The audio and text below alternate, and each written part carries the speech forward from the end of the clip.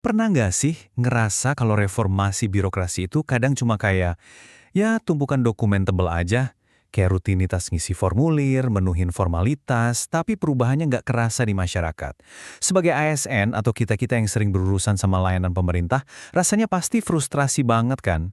Nah, disinilah kita harus mulai berani menantang status quo. Kita harus mikir ulang nih, gimana sih realitas harian di birokrasi kita sebenarnya? Oke, selamat datang di sesi bedah materi kita. Hari ini kita bakal seru-seruan membedah sebuah makalah krusial yang dijamin bakal ngebuka mata kita soal reformasi SDM aparatur negara.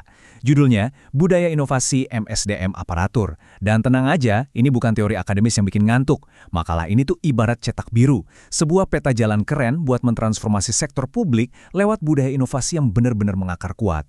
Biar gampang, kita bakal bedah topik ini lewat 5 bagian cepat. 1.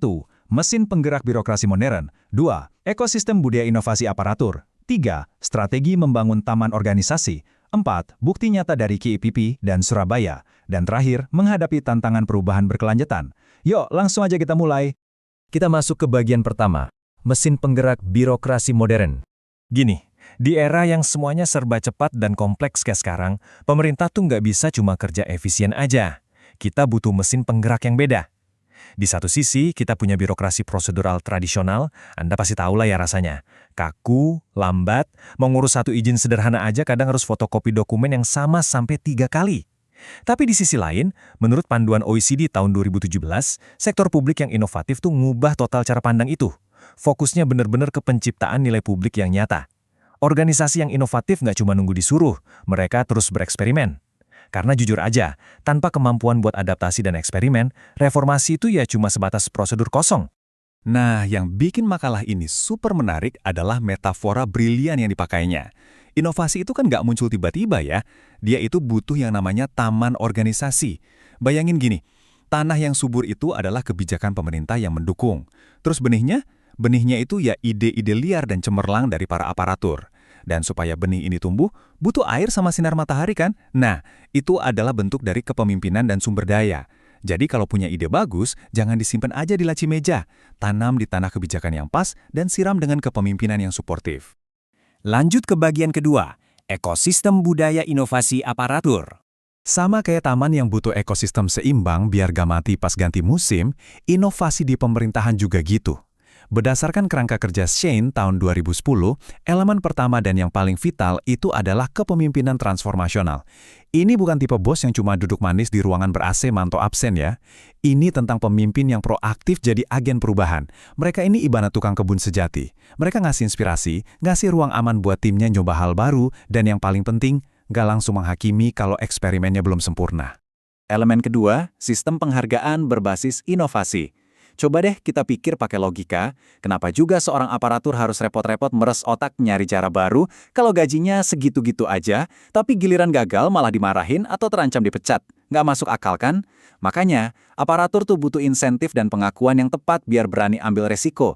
Ini tuh ibarat ngasih pupuk terbaik buat si benih.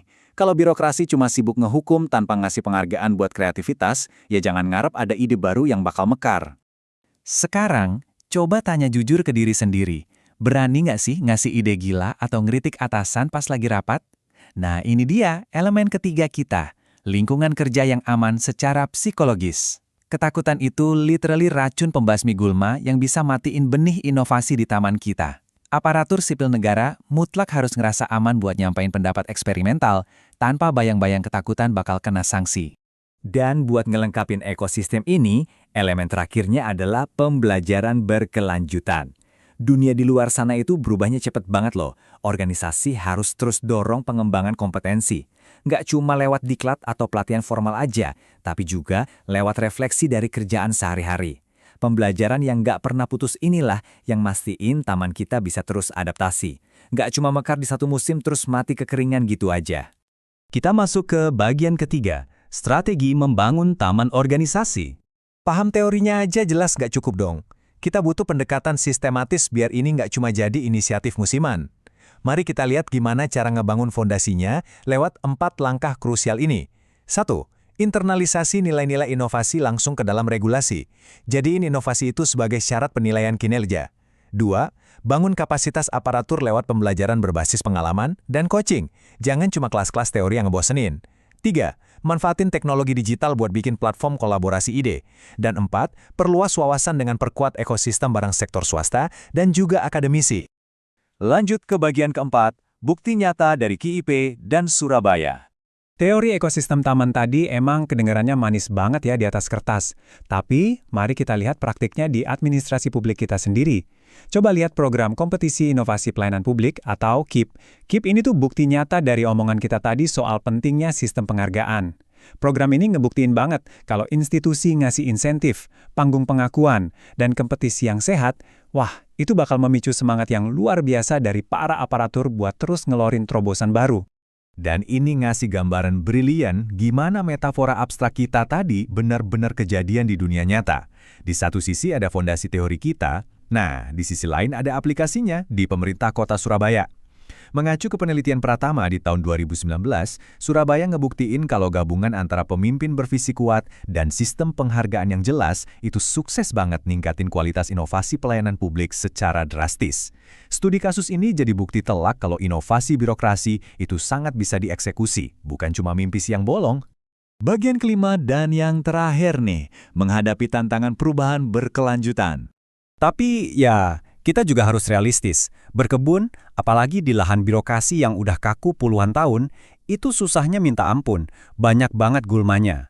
Makalah ini nyorotin 3 ancaman utama. Pertama, resistensi terhadap perubahan. Banyak yang udah terlalu nyaman di zona aman mereka. Kedua, kapasitas SDM yang terbatas. Ide bagus kan butuh orang yang jago buat ngeksekusi ya kan? Dan ketiga, rigiditas regulasi. Aturan prosedural yang terlalu kaku, di mana kita malah lebih sibuk ngurusin cap stempel daripada nyari solusi. Ini nih yang sering mencekik ide kreatif sebelum sempat dicoba. Jadi, poin paling krusialnya bisa kita ambil dari kutipan legendaris pakar manajemen perubahan John Kotter di tahun 1996. Dia bilang, keberhasilan perubahan organisasi bergantung pada kepemimpinan yang kuat, visi yang jelas, dan komunikasi yang efektif. Prinsip ini tuh ibarat herbisida paling ampuh yang kita punya buat basmi gulma tadi. Kita nggak bisa nyuruh staf buat inovasi kalau aturannya masih mencekik. Pendekatan manajemen perubahan yang menyeluruh dan dipimpin sama visi yang kuat, itu benar-benar satu-satunya jalan keluar. Sebagai penutup sesi bedah materi kita kali ini, saya mau ninggalin satu pertanyaan buat Anda renungkan.